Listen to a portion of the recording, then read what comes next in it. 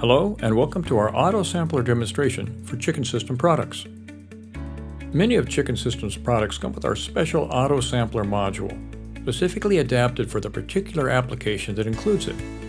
Auto-sampling is very handy for a number of things. Where you want to play an external hardware keyboard that doesn't allow access to the digital samples, when you have an encrypted copy-protected library that you want to play in another playback engine.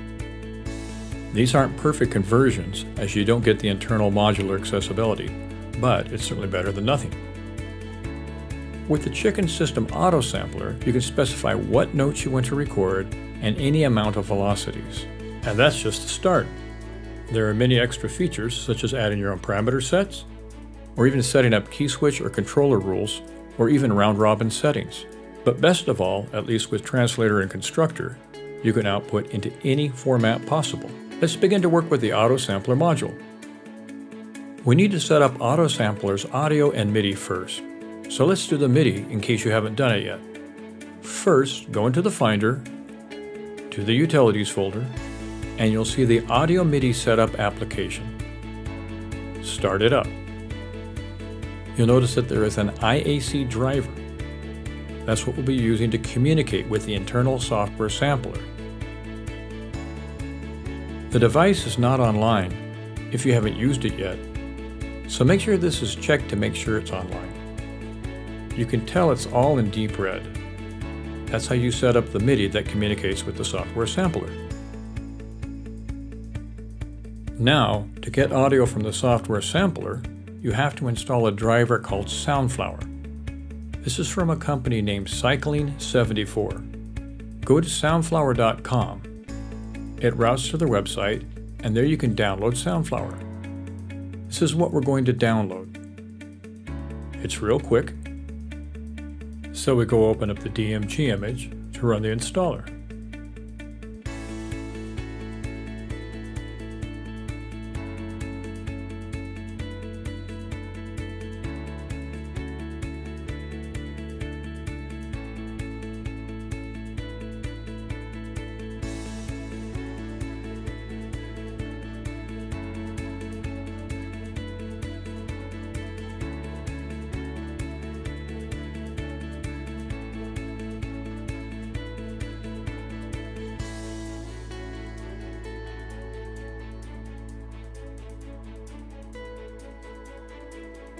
Okay, we've installed Soundflower, and we have to restart our computer. Now we're back to square one. Let's go ahead and start up Contact.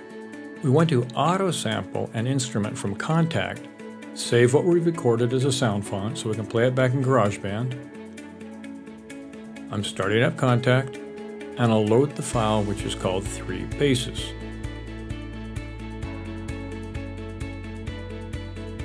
Now let's take a look at our audio MIDI settings. For audio, we're setting it to Soundflower 2 channel. What that means is that when Contact is playing, it's going to output through Soundflower, as that is what we are capturing audio within the AutoSampler.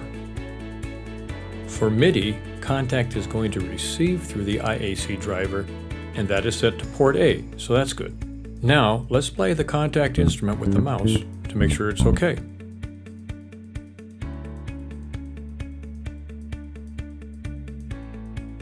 For the next step, let's start Translator and start the recording process.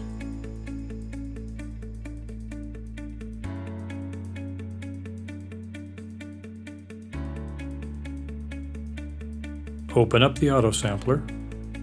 We've got our MIDI out going into the IAC, and the audio in is receiving via Soundflower from Contact. Let's make sure that it tests right. So I hit MIDI test, and there it is. Clicking it again stops the playing. Now we want to convert into sound font. We're going to save it to the desktop. We would save the sound font to the GarageBand bank folder, but there's a problem doing that which we'll discuss later. For placement, we're going to assign which keys we want to record. This is a bass guitar / synth type of instrument. So let's take the typical E, A, D, G, but let's do a couple of more, B, and E. So we've got 6 notes total, and we're just doing one program. one velocity for now, and we'll call it our bass. Root key anchor. The AutoSampler only records certain notes, but in the end, the ranges need to be spread out so they play on every key. So we're saying this is going to be the middle of the spread. When we record the G, for example, the key range that is written will spread out left and right.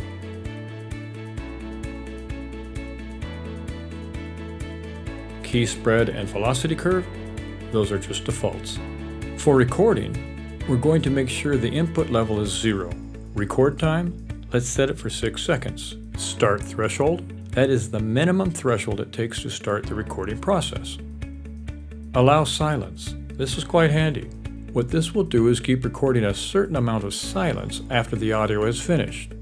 It's actually not silence, it's still the recording. That way when you get the recorded sample, if it happens to be a little bit noisy, you can use that noise for your noise reduction in order to get rid of the recording noise.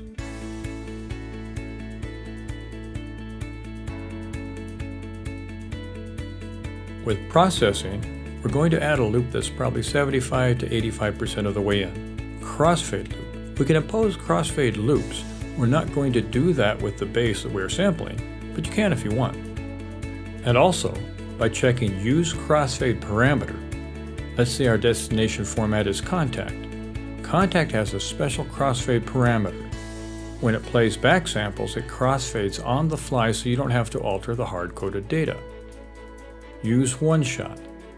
That's good for drums because AutoSampler will program either a long release or turn off the node off recognition, depending on the destination format. So you'll hit the key and you'll get the full sound. That's good for drums. Normalized proportional is checked, and that's very important. Since we're recording 6 notes, they can vary on what their levels are. We want the levels to match what is being played out of Contact. But we want to normalize the samples. Now, we don't want to normalize all the samples to 100% because then we lose all the relative nature of the levels. What normalized proportional does is it normalizes in a proportional way. It takes the loudest sample, normalizes that, and then uses the same ratio to normalize the other samples. That way, it retains the natural levels that you got in the recording. Chop attack, use attack parameter. This rids all silence up to a certain point in the sample. The AutoSampler uses the attack parameter in the programming to make a smooth rise. Release triggers takes every single sample that you did, takes the first part of it, doesn't loop it, and uses it as a release trigger sample. So if you hit the note down, then you hit it up, it will be the same sample playing up. This is very useful, for example, for brass sounds, when there usually is a noise when the note is released. Type, we're going to use wave, but for sound font that doesn't matter. But if you're going to something that used either wave or AIFS samples, you'll have a choice of what they are. We are setting the bitrate to 16 since it's going to sound font. If your destination format handles 24-bit, perhaps you'll want to set this to 24-bit. All recording in AutoSample is done as 32-bit float, which enables the maximum amount of resolution. For simplicity, we're just going to sample mono. Just as a little trivia, the AutoSampler always records internally in stereo. If you specify mono, like what we're doing, it just takes the left side. But you can specify different percentages of left and the right if you desire.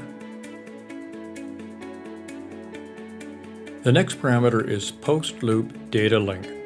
We're going to leave that at 128 samples. It's good to have data after the loop if you're looping, because most every sound engine uses data after the loop in its interpolation mechanisms to make sure that it's got enough samples depending how fast or how slow the sample is being played back. Okay, we should be set, so let's record and get it all done. This video will show the entire recording, so if you want to fast forward, you can do that. Click Record, and AutoSample asks, ready to sample this, and gives you a little bit of are you ready sort of thing. Click Yes. There it goes, it's starting to record. Again, we're just going to leave this. I'm going to stop talking for a while and you can see the process as it goes. I'll return after it's completed.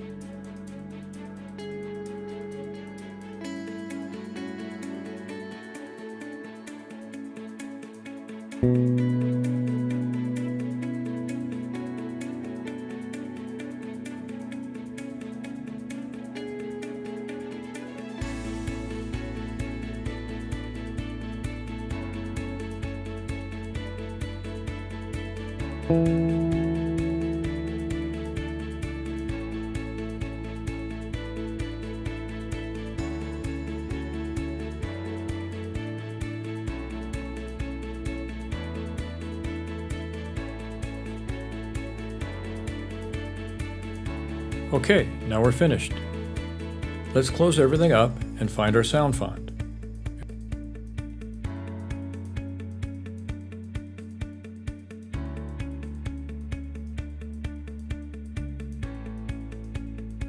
We put it on the desktop.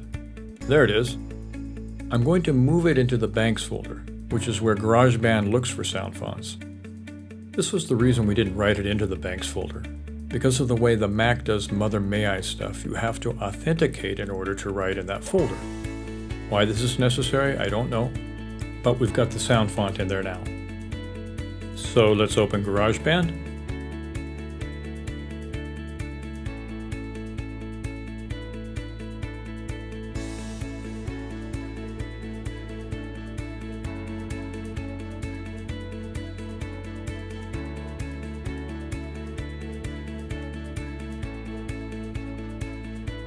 And we use the DLS music device as it uses sound fonts. There it is.